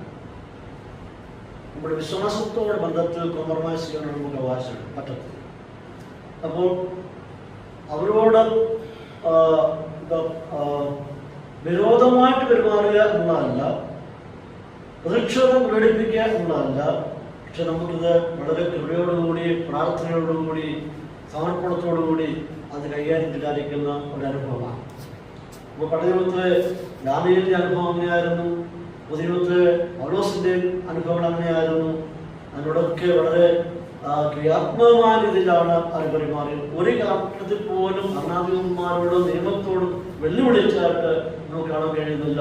അവിടെ എല്ലാ ഭക്തന്മാർ വളരെ നീതിബോധത്തോടുകൂടി, പ്രാർത്ഥനയോടുകൂടി, കരച്ചിലോടുകൂടി, കണ്ണുനീരോടുകൂടിയാണ് അതിനെ സമീപിച്ചത്. ആ സമയങ്ങളെല്ലാം ദൈവീയ ഫലങ്ങൾ പ്രവർത്തിക്കാനാണ് കാണാൻ കഴിയുന്നത്. ഇനി 13 മുതൽ 17 ഭാഗത്തിലേക്ക് കടന്നു വരുമ്പോൾ ഇത്രയും ഭാഗങ്ങളിൽ നമുക്ക് കാണാൻ കഴിയുന്നത് വിശ്വാസിയുടെ സാമൂഹിക ഉത്തരവാദിത്തങ്ങളെ പറ്റിയാണ് ഇത്രയും ഭാഗങ്ങൾ പറഞ്ഞത്. 13 മുതൽ 17 വരെ. അതിൽ പ്രധാനമായിട്ട് 7 കാര്യങ്ങളാണ് പത്രോസ് പറഞ്ഞിരുന്നത്. ഒന്ന്, മാനുഷ്യ നിയമങ്ങൾക്ക് കീഴടങ്ങിയിരിക്കണം. 2, ശ്രേഷ്ഠ അധികാരികളായ രാജാവിന് നിങ്ങൾ കീഴടങ്ങിയിരിക്കണം. 3, നാടുവാഴികൾക്ക് അഥവാ ഗവർണർമാർക്ക് നിങ്ങൾ കീഴടങ്ങിയിരിക്കണം. എല്ലാവരെയും ബഹുമാനിക്കാൻ കടപ്പെട്ടവരാണ്. സഹോദരവർഗത്തെ സ്നേഹിക്കാൻ കടപ്പെട്ടവരാണ്. ദൈവത്തെ ഭയപ്പെടുവാൻ ബാധ്യസ്ഥരാണ്. 7ാമത്തെ, രാജാവിനെയും ബഹുമാനിക്കാനായിട്ട് കടപ്പെട്ടവരാണ്. 7 കാര്യങ്ങളാണ് ഈ 13 മുതൽ 17 ഭാഗത്ത് പത്രോസ് പറഞ്ഞത്. 12ാം ഭാഗത്തിലേക്ക് വരുമ്പോൾ 12ാം ഭാഗത്തിൽ കാണുന്നത് ദാസന്മാർ തങ്ങളുടെ യജമാനന്മാർക്ക് കീഴ്പ്പെട്ടിരിക്കണം എന്ന് പറയും. ഇത്രയും കാര്യങ്ങളെ പറഞ്ഞ ശേഷം അടുത്ത് പറയാണ് ദാസന്മാരെ അഥവാ വേലക്കാരെ നിങ്ങളുടെ യജമാനന്മാർക്ക് കീഴ്പ്പെട്ടിരിക്കണം. ചില പരിഭാഷയിൽ വേലക്കാരെന്നായിരിക്കും, ഇവിടുത്തെ ദാസന്മാരെന്നായിരിക്കും. അവിടെ നമ്മുടെ സാധാരണ ബൈബിളിലൊക്കെ വേലക്കാരെന്ന് പറയുന്നത്. അത് വാസ്തവത്തിൽ ദാസന്മാരെന്നാണ്, അല്ലെങ്കിൽ അടിമകൾ എന്നാണ് ശരിയായ ഭാഷ. അടിമകൾ ഇവിടെ പറയുന്ന അടിമകൾ എന്ന് പറയുമ്പോൾ ഹൗസ് ഹോൾഡ് സർവൻസ്, അവർ വീട്ടിൽ ജോലിക്ക് നിൽക്കുന്ന അടിമകൾ, അഥവാ യജമാനൻ വാങ്ങിച്ച് കൊണ്ടുവന്നിരിക്കുന്ന വില കൊടുത്ത് വാങ്ങിയ അടിമകളെ പറ്റിയാണ് പറയുന്നത്. അടിമകളെ അഥവാ ദാസന്മാരെ നിങ്ങൾ എന്ത് ചെയ്യണം? നിങ്ങളുടെ യജമാനന്മാർക്ക് കീഴ്പ്പെട്ടിരിക്കണം. കാരണം അവർ നിങ്ങളുടെ വില കൊടുത്ത് വാങ്ങിച്ചിരിക്കുന്നതുകൊണ്ട് നിങ്ങൾ അവർക്ക് കീഴ്പ്പെട്ടിരിക്കണം.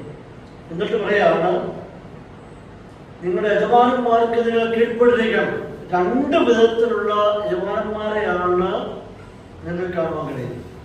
2 കാറ്റഗറിയിൽപ്പെട്ട യജമാനന്മാരുണ്ട്. ഒന്ന്, നല്ലവർക്ക് ശാന്തന്മാർക്ക് നിങ്ങൾ കീഴ്പ്പെട്ടിരിക്കണം. 2ാമത്, മൂർഖന്മാർക്കും കീഴ്പ്പെട്ടിരിക്കണം. അപ്പോൾ യജമാനന്മാരുടെ കൂട്ടത്തിൽ 2 കാറ്റഗറിയിൽപ്പെട്ടവരുണ്ട്. ഒന്ന്, നല്ലവരും ശാന്തരായിരിക്കുന്ന യജമാനന്മാരുണ്ട്. ചിലപ്പോൾ മൂർഖന്മാരായിരിക്കുന്ന യജമാനന്മാരുണ്ട്. ഈ 2 കൂട്ടർക്കും എന്ത് ചെയ്യണം? നിങ്ങളെ കീഴ്പ്പെട്ടിരിക്കണം. അപ്പോൾ 2 വിധത്തിലുള്ള യജമാനന്മാരാണ്. ഈ മൂർഖന്മാർ എന്ന് പറയുമ്പോൾ അവിടെ യോജിക്കുന്ന വാക്കിന്റെ യഥാർത്ഥ അർത്ഥം എന്ന് പറയുമ്പോൾ ഈ ഇംഗ്ലീഷിൽ പറയുമ്പോൾ കേർവ്ഡ് അല്ലെങ്കിൽ ക്രിക്കറ്റ്, ബെൻഡ്, നോട്ട് സ്ട്രെയിറ്റ് എന്നൊക്കെയാണ് അർത്ഥമുണ്ട്. അതായത് ജീവിതത്തിൽ നേരും ഇല്ലാത്തതായിരിക്കുന്ന ക്രിക്കറ്റ് ചിന്താഗതിയും ഉള്ളായിരിക്കുന്ന ആൾക്കാർക്കും നിങ്ങൾ എന്ത് ചെയ്യണം? വളരെ ഹാർഷായിട്ട് പെരുമാറുന്ന, പൗരുഷമായിട്ട് പെരുമാറുന്നവർക്കും എന്ത് ചെയ്യണം? നിങ്ങളെ കീഴ്പ്പെട്ടിരിക്കും. ഈ ഇവിടെ ഉപയോഗിച്ചിരിക്കുന്ന ഗ്രീക്ക് വാക്കിൽ നിന്നുമാണ് ഒരു മെഡിക്കൽ ടൈം ഉണ്ടാക്കി. ഒരു മെഡിക്കൽ ടൈം, ആ മെഡിക്കൽ ടൈം പറയുന്നത്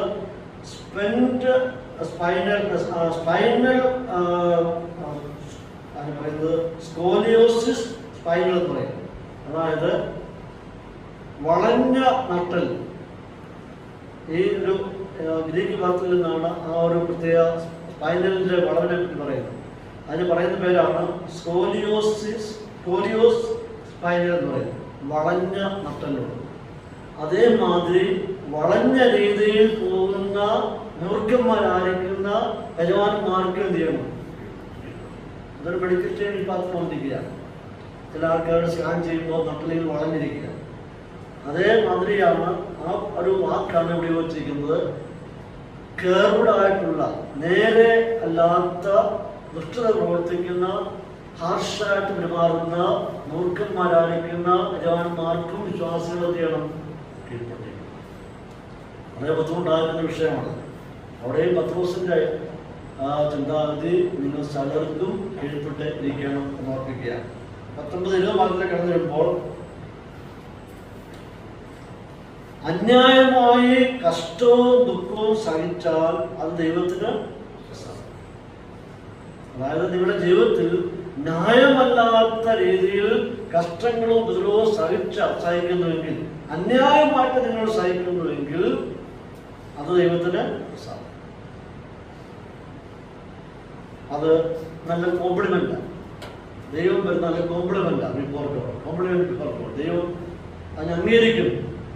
ശിക്ഷ നിങ്ങൾ തെറ്റ് ചെയ്തിട്ടല്ല, പക്ഷെങ്കിൽ അന്യായമായ രീതിയിൽ നിങ്ങളെ ആരെങ്കിലും ഉപദ്രവിക്കുകയോ ചെയ്യുന്നുവെങ്കിൽ അതൊരു കോംപ്ലിമെന്റ് ആയിട്ട് ദൈവം കാണുകയാണ്. അത് നിങ്ങൾക്ക് ദൈവത്തെ പ്രസാദം. എന്നാൽ അടുത്ത് പറയാണ്, കുറ്റം ചെയ്തിട്ട് അടികൊള്ളുന്നത് സഹിച്ചാൽ എന്ത് നേട്ടം? No credit. അതായത് നിങ്ങൾ തെറ്റ് ചെയ്തു, അല്ലെങ്കിൽ എന്തെങ്കിലും മോശമായ കാര്യങ്ങൾ ചെയ്തു, അതിൻ്റെ പേരിൽ അടി കൊണ്ടു, അതിന് യാതൊരു ക്രെഡിറ്റുമില്ല. കാരണം നമ്മുടെ ഭാഗത്തു നിന്നുണ്ടായ തെറ്റിന്റെ ശിക്ഷാവിധിയാണ് അനുഭവിക്കേണ്ടത്. അതുകൊണ്ട് ക്രെഡിറ്റ് ഇല്ല. എന്നാൽ തെറ്റ് ചെയ്യാതെ ശിക്ഷ നേരിടേണ്ടി വന്നാൽ അത് കോംപ്ലിമെന്റ് ആയിട്ട് ദൈവം കാണുന്നു എന്ന് പറയാം. നന്മ ചെയ്തിട്ട് കഷ്ടം സഹിച്ചാൽ അത് ദൈവത്തിന്റെ പ്രസാദമാണ്. അതിനായിട്ടല്ലോ നിങ്ങളെ വിളിച്ചിരിക്കുന്നത്. അതിനു വേണ്ടി നന്മ ചെയ്യുവാൻ വേണ്ടി അല്ലോ നിങ്ങളെ വിളിച്ചിരിക്കുന്നത് എന്ന് ഓർമ്മിക്കുകയാണ്. അടിമകളായി ജീവിച്ചിരുന്നവര് വിശ്വാസം വന്നപ്പോൾ വളരെ മോശമായിട്ട് അവരോട് യജമാനന്മാർ പെരുമാറിക്കൊണ്ടിരുന്നു. അതായത് അടിമകളെ വെട്ടിക്കൊണ്ടുവന്ന് അടിമകളായി നിർത്തി അവര് വിശ്വാസ ജീവിതത്തിൽ വന്നപ്പോൾ യജമാനന്മാർ അവരോട് വളരെ മോശമായ രീതിയിൽ പെരുമാറിയ ചർച്ചകൾ ഉണ്ടായിരുന്നു. അവർ വളരെ ഉപദ്രവിച്ചു. അവര് ദേഹോദ്രവം കേൾക്കേണ്ട സാഹചര്യം ഉണ്ടായി. കാരണം ഇവർ സ്ഥാപിച്ചിരിക്കുന്ന വിഗ്രഹങ്ങളെ ആരാധിക്കുവാനായിട്ട് വിമുഖത കാണിച്ചപ്പോൾ അവർ ശാരീരികമായിട്ട് അവരെ ഉപദ്രവിക്കുന്നുണ്ടായിരുന്നു. ഓടിച്ചുകൂടാൻ പറ്റത്തില്ല, കാരണം അവരിലേക്ക് വാങ്ങിച്ചിരിക്കുകയാണ്. പക്ഷെ യജമാനന്മാരുടെ നിർബന്ധത്തെ അനുസരിച്ച് അവരുടെ വിഗ്രഹങ്ങളെ സേവിക്കാൻ മടി കാണിച്ചപ്പോൾ അവർ ശാരീരികമായിട്ട് ഉപദ്രവിക്കുകയായിരുന്നു. ആഹാരം കൊടുക്കാതിരിക്കുണ്ടായി, ധാരാളം കഠിനപ്പണി അവർ ചെയ്യിപ്പിക്കുകയായിരുന്നു. അങ്ങനെ പലവിധമായിട്ടുള്ള ശിക്ഷണ നടപടിയിൽ കൂടി അവർ കടന്നു പോവുകയാണ്. അപ്പോൾ അവർ ചെയ്യുന്നത് എന്താണ്? നിങ്ങൾ നന്മ ചെയ്തിട്ടാണ് എന്ത് സഹിക്കുന്നത്? കഷ്ടം സഹിക്കുന്നത്. നിങ്ങളുടെ ഭാഗത്തു നന്മ മാത്രമേ ഉണ്ടായിട്ടുള്ളൂ, അതിന്റെ പേരിൽ ശിക്ഷ നേടുന്നു. അതുകൊണ്ട് പറയാണ്, അത് ഞാൻ കോംപ്ലിമെന്റ് ആയിട്ട് ഞാൻ എടുക്കുകയാണ്. 21, 22, 21 വാക്ക് കടന്നു വരുമ്പോൾ പത്രോസോടെ അടിമകളായിരിക്കുന്ന വിശ്വാസികൾക്ക് ധൈര്യം പറയുകയാണ്. ക്രിസ്തു നിങ്ങൾക്ക് വേണ്ടി കഷ്ടം അനുഭവിച്ചു. അടിമകളായിരിക്കുന്ന വിശ്വാസികൾ പറയാണ്, ക്രിസ്തു നിങ്ങളെ പോലെ തന്നെ സഹിച്ചു, കഷ്ടം അനുഭവിച്ചു. നിങ്ങൾ അവന്റെ കാഴ്ചയോട് പിന്തുടരുവാൻ ഒരു മാതൃക നിശ്ചയിച്ചു. അപ്പോൾ നിങ്ങളുടെ അവസ്ഥ വളരെ ദാരുണമാണ്. ഉപദ്രവങ്ങൾ സഹിക്കുന്നു, യജമാനന്മാർ ഉപദ്രവിക്കുന്നുണ്ട്, സ്വാതന്ത്ര്യമില്ല, വളരെ കഷ്ടമാണ്. അതേ സൈഡിൽ നിന്നുകൊണ്ട് പത്രോസ് കർത്താവിനെ കൊണ്ടുവരികയാണ്. ക്രിസ്തു ഇതേ മാതിരി ഒരുപാട് കഠിനമായിരിക്കുന്ന അനുഭവം കടന്നുപോയി. അവൻ നിങ്ങൾക്കൊരു മാതൃക വെച്ചിട്ട് പോരുകയാണ്. എന്നിട്ട് യെശയ്യാപ്രവചനം 53-9 വാക്യത്തിൽ നിന്ന് ഒരു വാക്യം ഉദ്ധരിച്ചുകൊണ്ട് പത്രോസ് വിശ്വാസം ഉറപ്പിക്കുകയാണ്. അവൻ പാപം ചെയ്തിട്ടില്ല, അവന്റെ വായിൽ വഞ്ചനയൊന്നും ഉണ്ടായിരുന്നില്ല, ശകാരിച്ചിട്ട് പകരം ശകാരിച്ചില്ല, കഷ്ടം അനുഭവിച്ചിട്ട് ഭീഷണി പറഞ്ഞില്ല, ന്യായം വിധിക്കുന്നതിന്റെ കയ്യിൽ അറിവേൽപ്പിക്കുകയത്രേ ചെയ്തു.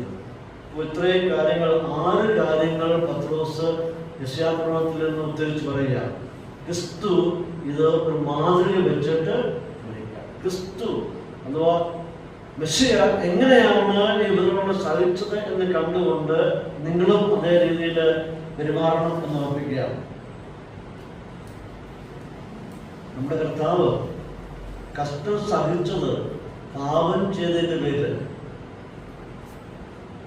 അതിനോട് ശിക്ഷാവിധിയല്ല കർത്താവ് സഹിച്ചത്. തിരുവനന്തപുരം കാണുന്നുണ്ട്. 2 കൊരിന്ത്യർ 5:21 വായിക്കുന്നുണ്ട്. അവൻ പാപം അറിയാത്തവനായിരുന്നു. 1 പത്രോസ് 2:28 വായിക്കുന്നത് അവൻ പാപം ചെയ്തിട്ടില്ലാത്തവനായിരുന്നു. 1 യോഹന്നാൻ 3:5 വായിക്കുന്നത് അവനിൽ പാപം ഒട്ടും. അപ്പോൾ കർത്താവ് തെറ്റ് ചെയ്തിട്ടല്ല ഇത്രയും കഷ്ടങ്ങൾ സഹിച്ചത്, മറിച്ച് മനുഷ്യവർഗത്തിന് വേണ്ടി അവന് സഹിക്കുകയാത്രേ ചെയ്തു. 24 വാക്യത്തിലേക്ക് വരുമ്പോൾ യേശുക്രിസ്തുവിന്റെ മരണത്തിന്റെ പരമപ്രധാനമായ വിഷയങ്ങളെ പറ്റിയാണ് ഇവിടെ വാക്യം. പറയുകയാണ്, ക്രിസ്തു മനുഷ്യവർഗത്തിന്റെ പാപങ്ങളെ ചുമന്നുകൊണ്ട് കാൽവരിയിൽ കയറി ക്ഷമ കിട്ടുവാൻ അർഹതയില്ലാത്ത മനുഷ്യവർഗത്തിന് വേണ്ടി കർത്താവ് ത്യാഗം ഏറ്റെടുത്തു. ഒരു കാരണവശാലും മനുഷ്യന് ക്ഷമ കിട്ടുവാനാണ് യോഗ്യതയില്ല. ആ അവസ്ഥയിൽ ദൈവം അത് ഏറ്റെടുക്കുകയാണ്, ക്രിസ്തു ഏറ്റെടുക്കുകയാണ്. അപ്പൊ പൂർണ്ണ ശിക്ഷയാണ് നമ്മുടെ കർത്താവ് ഏറ്റെടുത്തത്. നമുക്ക് നമ്മുടെ ശിക്ഷ കർത്താവ് പൂർണ്ണമായിട്ട് ഏറ്റെടുക്കുകയാണ്. കാരണം വേറൊരു പകരക്കാരനെ അവിടെ കൊണ്ടുവരാനായിട്ട് ഇല്ല. യേശുക്രിസ്തു അല്ലാതെ വേറൊരു പകരക്കാരനെ അവിടെ കൊണ്ട് സ്ഥാപിക്കാൻ പറ്റത്തില്ല. അതുകൊണ്ട് നമ്മുടെ കർത്താവായ യേശുക്രിസ്തു നമ്മുടെ ശിക്ഷ അവൻ സ്വയം ഏറ്റെടുക്കുകയാണ്. എന്നിട്ട് പറയാണ്, നാമും പാപസംബന്ധമായി മരിച്ചു നീതിക്കായി ജീവിക്കുന്നു. ക്രിസ്തു നമ്മുടെ കടം പിതാവിന് കൊടുത്ത് തീർക്കുകയാണ് ചെയ്തത്. നമ്മുടെ കടം ക്രിസ്തു വീട്ടിയപ്പോൾ നമ്മെ നടപടിക്രമങ്ങളിൽ നിന്ന് മോചിപ്പിച്ചു. നടപടിക്രമങ്ങൾ എടുക്കുന്നതായിട്ടുണ്ടായിരുന്നു. ആ നടപടിക്രമം എന്ന് പറയുന്നത് മരണമായിരുന്നു. അപ്പൊ നമുക്ക് വേണ്ടി വില കൊടുത്തപ്പോൾ നമ്മുടെ നടപടിക്രമങ്ങളെ മാറ്റി, അഥവാ മരണത്തെ എന്നേക്കുമായി മാറ്റി. വില കൊടുത്തേ മതിയാകുള്ളൂ. അഥവാ ദൈവത്തിന് നമുക്ക് വരക്കാനാണ് നിന്നുകൊണ്ട് ആ വില കൊടുത്തു. ആ വില എന്ന് പറയുന്നത് തന്റെ രക്തം കൊടുത്ത് ആ കടം വീട്ടുക ചെയ്തത്. അപ്പോൾ കടം വീട്ടി കഴിഞ്ഞപ്പോൾ നമ്മുടെ കടം പൂർണ്ണമായി മാറി, മരണത്തിൽ മാറിക്കുന്ന ആ ഒരു അവസ്ഥ മാറ്റി തന്നു. ഇപ്പോൾ നമ്മുടെ അവസ്ഥ എന്ന് പറയുമ്പോൾ നമ്മെ അവൻ നീതിമാന്മാരാക്കി പ്രഖ്യാപിച്ചു. ഒരു കുറ്റവും ഇല്ലാത്തവരായി നമ്മെ പ്രഖ്യാപിച്ചിരിക്കുകയാണ്. അപ്പോൾ ഇനിയും നമ്മുടെ മേൽ ഒരു ആരോപണം പറയാനായിട്ട് കഴിയാത്ത നിലയിൽ നമ്മുടെ കർത്താവ് നമുക്ക് വേണ്ടി പൂർണ്ണമായിട്ട് അത് ചെയ്തെടുത്തു. അപ്പോൾ ക്രിസ്തുവിൽ വിശ്വസിക്കുമ്പോൾ നമുക്ക് എല്ലാവർക്കും അറിയാവുന്ന സത്യമാണല്ലോ, ക്രിസ്തുവിൽ വിശ്വസിക്കുമ്പോൾ നാം ക്രിസ്തു നമ്മളോട് കടന്നു വരികയാണ്. നാം ക്രിസ്തുവിലായിത്തീരുകയാണ്. നാം ക്രിസ്തുവിലും ക്രിസ്തു നമ്മളിലും വായിക്കുന്ന ഒരു വേർപിരിയാൻ കഴിയാത്ത വായിക്കുന്ന ഒരു അവസ്ഥയിലോട്ട് വന്നു നിൽക്കുകയാണ്. നമ്മളിൽ ഉണ്ടായിരുന്ന ആരോപണം, ഇത് കുറ്റാരോപണം എടുത്ത് മാറ്റിയിട്ട് നമ്മെ കുറ്റമില്ലാത്തൊരാക്കി കർത്താവ് തീർത്തു. അത് കർത്താവ് ഉദ്ധാരിക്കുന്ന വില വലിയ വിലയായി തൻ്റെ രക്തം കൊടുത്ത് നമ്മെ അന്നിൽ സമ്പാദിച്ചു. അപ്പോൾ അതെങ്ങനെയാണ് നടന്നത് എന്നുള്ളത് അടുത്ത വാക്യത്തിൽ പറയാം. ഇതെങ്ങനെ നടന്നു, നമ്മുടെ ആ കുറ്റം എങ്ങനെ ക്യാൻസലായി പോയി, നമ്മുടെ ചാർജസ് എങ്ങനെ ക്യാൻസലായി പോയി എന്നുള്ളത് അടുത്ത വാക്യം പറയുകയാണ്. അവന്റെ അടിപ്പിണരുകളാൽ നിങ്ങൾക്ക് സൗഖ്യം. എങ്ങനെയാണ് നടന്നതെന്നുള്ളത് പറയുകയാണ്. അവന്റെ അടിപ്പിണരുകളാൽ നിങ്ങൾക്ക് സൗഖ്യം. യെശയ്യാപ്രവചനം 59:5 വാക്യം ഉദ്ധരിക്കുകയാണ്. ഇവിടെ അടിപ്പിണർ എന്ന് പറയുമ്പോൾ മുറിവ് എന്നാണ്, wound എന്നാണ്. By his wounds we are healed.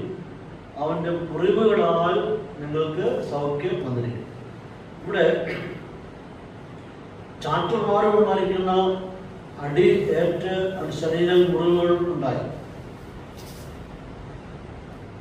പത്രോസ് പറയുകയാണ്, അവന്റെ അടിപ്പിണരാൽ നിങ്ങൾക്ക് സൗഖ്യം വന്നിരിക്കും. ഇവിടെ പ്രയോജിക്കുന്നത് മുറിവിന് ഏകവചനമാണ് പ്രയോജിക്കുന്നത്. കർത്താവ് നിരവധി മുറിവുകളേറ്റു, ശരീരത്തിൽ നിരവധി അടിയേറ്റു, നിരവധി മുറിവുകളുണ്ടായി. പത്രോസ് അതിനെ എന്ത് ചെയ്യുന്നു? അടിപ്പിണരാൽ എന്ന് പറയുന്നു. ഏകവചനത്തിലാണ് സ്ഥാപിച്ചിരിക്കുന്നത്. അപ്പോൾ നിരവധി മുറിവുകൾ ഏറ്റിട്ടും നിരവധി അടികൾ ഏറ്റിട്ടും അതിനെല്ലാം കൂടെ പത്രോസ് ക്രോഡീകരിച്ചിട്ട് സിംഗുലറിൽ പറയുകയാണ്, അവന്റെ അടിപ്പിണരാൽ നിങ്ങൾക്ക് സൗഖ്യം നൽകി. അപ്പോൾ ഈ മുറിവുകളെല്ലാം കൂടെ ചെന്ന് പര്യാവസാനിച്ചത് എവിടെയാണ്? മരണത്തിൽ ചെന്ന്. അപ്പോൾ മുറിവുകൾ എല്ലാം കൂടെ ചേർന്നുകൊണ്ട് പത്രോസ് ഏകവചനത്തിൽ സ്ഥാപിക്കുകയാണ്, അവന്റെ അടിപ്പിണരാൽ നിങ്ങൾക്ക് സൗഖ്യം ഉദ്ധരിക്കുന്നു. അടിപ്പിണർ അഥവാ മുറിവ് അവസാനം ചെന്ന് എത്തിയത് മരണത്തിലാണ്. അപ്പോൾ അങ്ങനെ മരണത്തിലൂടെ നിങ്ങൾക്ക് എന്ത് സംഭവിച്ചു? സൗഖ്യം. അതേ സൗഖ്യമാണ്.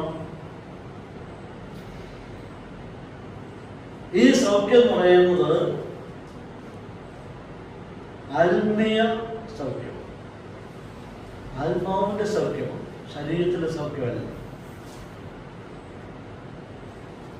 ആത്മീയമായിട്ടുള്ള സൗഖ്യമാണ് നമുക്ക് ലഭിച്ചിരിക്കുന്നത്. നമുക്ക് ആവശ്യമായിരുന്നത് ആത്മാവിന്റെ സൗഖ്യമായിരുന്നു. അവന്റെ അടിപ്പിണരാൽ, അവന്റെ മരണത്താൽ നിങ്ങൾക്ക് ആത്മീയ സൗഖ്യം വന്നിരിക്കുകയാണ്. ഇവിടെ പറയുന്ന ഈ സൗഖ്യം ഇതൊരു പുതിയതും വ്യത്യസ്തമായിരിക്കുന്ന ഒരു സൗഖ്യമാണ് ഇവിടെ പറഞ്ഞിരിക്കുന്നത്. പ്രത്യേക തരത്തിലായിരിക്കും സൗഖ്യമാണ് പറയുന്നത്. സാധാരണ നമുക്കൊരു അസുഖം വരുമ്പോൾ നാം ഡോക്ടറെ കാണാറുണ്ട്. ഡോക്ടർ സാധാരണ നമുക്ക് മരുന്ന് ശുപാർശ ചെയ്യും. രോഗി അത് കഴിക്കുന്നു, അവൻ്റെ ശരീരത്തിൽ വേദനയൊക്കെ അവൻ സഹിക്കുന്നു, മരുന്നും കഴിക്കുന്നുണ്ട്. അതൊക്കെ അവൻ്റെ രോഗം സൗഖ്യമാകും. ഡോക്ടറെ കണ്ട് മരുന്ന് കഴിക്കുമ്പോൾ നമ്മുടെ രോഗം സൗഖ്യമാകും. പക്ഷെ ഇടയ്ക്ക് വേദനയൊക്കെ സഹിക്കുന്നുണ്ട്, എങ്കിൽ തന്നെയും അവസാനം രോഗം സൗഖ്യമാകും. അപ്പോൾ സാധാരണഗതിയിൽ സ്വാഭാവികമായിട്ടും രോഗി ഡോക്ടർക്ക് ചെല്ലുന്നു, ഡോക്ടർ മരുന്ന് പ്രിസ്ക്രൈബ് ചെയ്യുന്നു, കഴിക്കുന്നു, രോഗം സൗഖ്യമാകും. പക്ഷെ ഇവിടുത്തെ സംഭവം എന്ന് പറയുന്നത്, ഇവിടെ ഡോക്ടർ വേദന സഹിക്കുന്നു, രോഗി സൗഖ്യമാകും. ആശയം അവന്റെ അടിപ്പിണരാൽ നമുക്ക് സൗഖ്യം കിട്ടുക പറയുമ്പോൾ ഇവിടെ ഡോക്ടർ ആരാണ്? കഥാവായിരിക്കുന്ന യേശു. ഡോക്ടർ എന്ത് ചെയ്യുന്നു? വേദന സഹിച്ചു, നമുക്ക് സൗഖ്യം. അവന്റെ അടിപ്പിണരാൽ നമുക്ക് സൗഖ്യം കിട്ടും. ചുരുക്കി പറഞ്ഞാൽ നമ്മുടെ വേദന കർത്താവ് ഏറ്റെടുക്കുന്നു, നമുക്ക് വേണ്ടി കർത്താവ് മരിക്കുന്നു. അവന്റെ അടിപ്പിണരാൽ, അവന്റെ മരണത്താൽ നമുക്ക് സൗഖ്യം കിട്ടുകയാണ്. ഇത് തികച്ചും വിചിത്രമായിട്ടുള്ള സംഭവമാണ് പറയുന്നത്. അന്ന് ആലോചിച്ച് നോക്കിയേ, അല്പം കൂടെ മുമ്പോട്ട് കിടന്ന് ചിന്തിച്ചു നോക്കിയേ. അവന്റെ അടിപ്പിണരാൽ നമുക്ക് സൗഖ്യം കിട്ടും. നമുക്ക് വേറെ ഒന്നും നടന്നിട്ടില്ല. അവൻ നമുക്ക് വേണ്ടി അടി കൊണ്ടത് ഫലമായിട്ട് നമുക്ക് സൗഖ്യം ഇതിന് കാരണമായിട്ട്. ഇതെല്ലാം വിശ്വാസത്തിൽ കൂടിയാണ് നാം പ്രാപിക്കപ്പെടാറുള്ളത്. അപ്പോൾ ചുരുക്കി പറയുമ്പോൾ യേശുക്രിസ്തുവിന്റെ മുറിവിനാൽ അഥവാ കാൽവരി മരണത്തിലൂടെ ഒരു മനുഷ്യനും ശാരീരിക സൗഖ്യമല്ല ലഭിക്കുന്നത്, മറിച്ച് ആത്മീയ സൗഖ്യം മാത്രമേ ലഭിക്കൂ.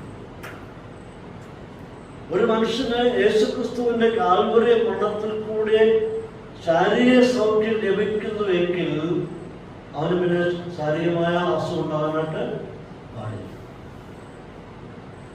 പാടില്ല.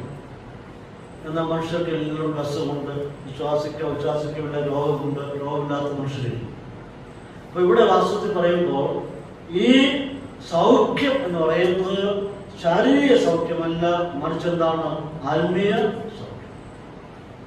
അപ്പോൾ തന്നെ സൗഖ്യത്തെ പറ്റി പഠിച്ചു വരുമ്പോൾ മനുഷ്യവർഗത്തിന്, വിശ്വാസ സമൂഹത്തിന് രോഗസൗഖ്യം ലഭിക്കാൻ പോകുന്ന നിത്യതയിലാണ്. രോഗമില്ലാത്ത, ദുരിതമില്ലാത്ത, ക്ലേശമില്ലാത്ത, കഷ്ടങ്ങളില്ലാത്തായിരിക്കുന്ന അനുഭവത്തിൽ നാം എത്തിക്കഴിയുമ്പോൾ പൂർണ്ണമായിട്ടുള്ള ഒരു ശാരീരിക സൗഖ്യമാണ് നമുക്ക് അവിടെ ലഭിക്കാൻ പോകുന്നത്. അന്ന് നമുക്ക് രോഗം ഉണ്ടാവുകയില്ല. ഈ ഭൂമി പാർക്കുന്ന കാലത്തിലേ നമുക്ക് അസുഖമൊക്കെ ഉണ്ട്, അതെല്ലാം ഉണ്ട്. എന്നാൽ ഒരു അനുഭവിക്കട്ടെ, ഇന്ന് നമുക്ക് രോഗസൗഖ്യത്തിന്റെ ആവശ്യമുണ്ടോ? രോഗസൗഖ്യം വേണ്ടേ?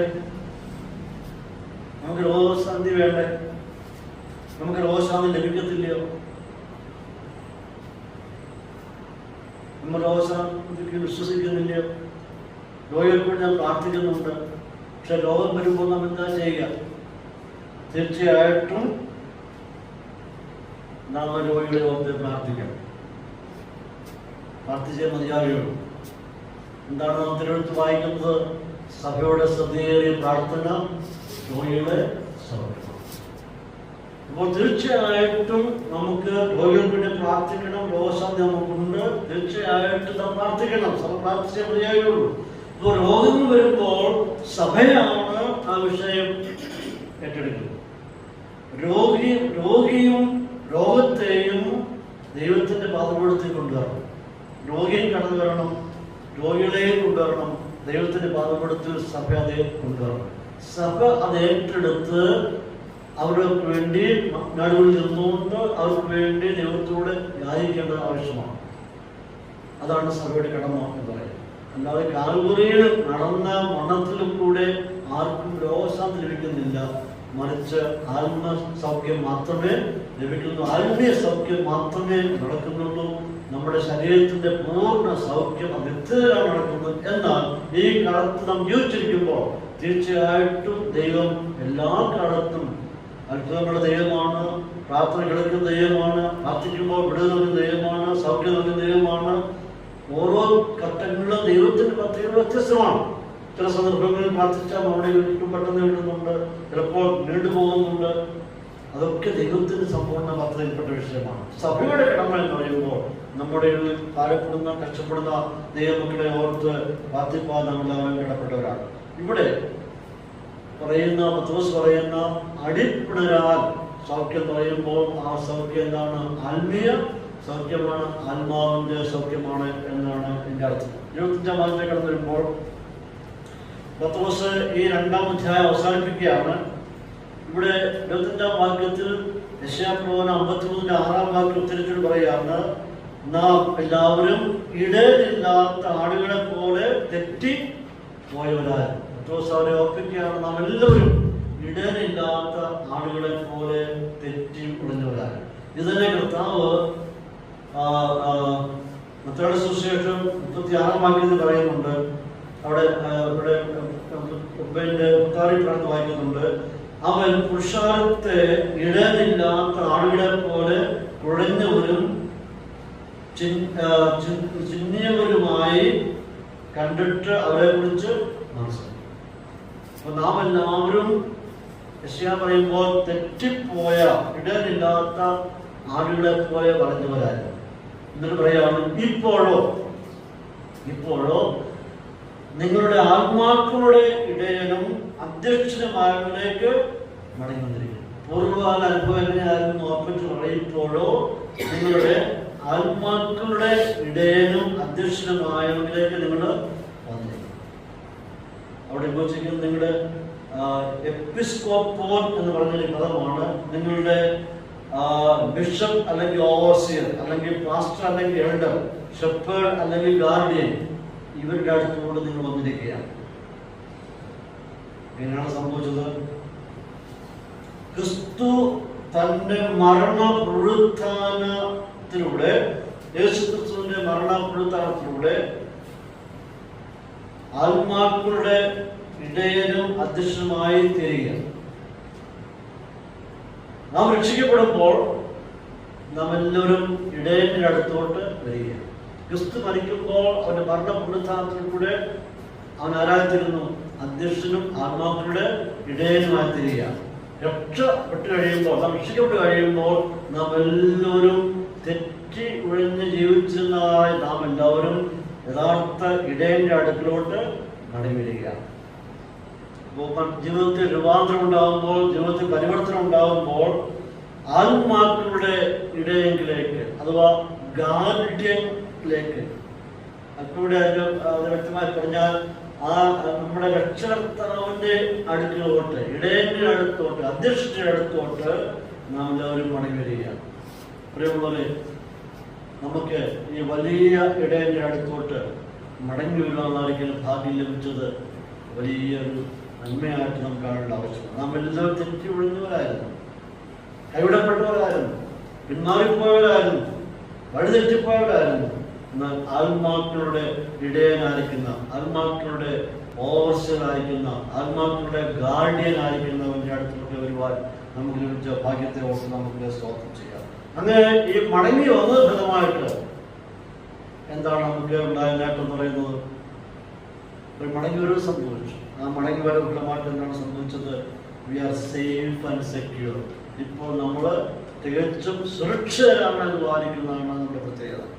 ഇനി നമുക്ക് ആ ഒരു ഭീതി ഉണ്ടാവുകയില്ല. നമ്മുടെ ഭീതി എന്നേക്കുമായി മാറി, നമ്മുടെ ഏകാന്തത മാറിയിരിക്കുന്നു.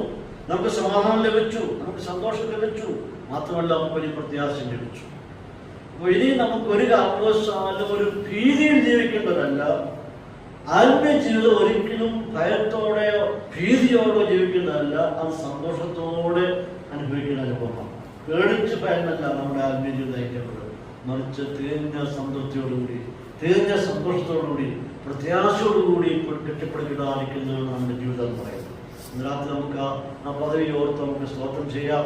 നമ്മളെല്ലാവരും കുഴഞ്ഞു നടന്നവരായിരുന്നു, പ്രത്യാശയില്ലാത്തവരായി, സന്തോഷമില്ലാത്തവരായി, സമാധാനമില്ലാത്തവരായി, എന്തൊക്കെയോ നമ്മെ അലട്ടിക്കൊണ്ടിരിക്കുകയായിരുന്നു.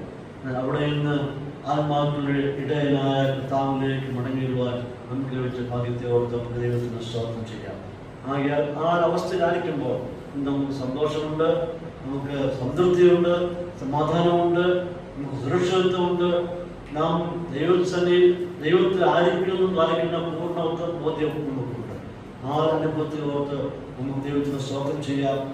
ഈ പരങ്ങളായ ദൈവമായ കർത്താവ് നമ്മെല്ലാവരെയും സഹായിക്കുകയും അനുഗ്രഹിക്കുകയും ചെയ്യുമ്പോഴാണ്.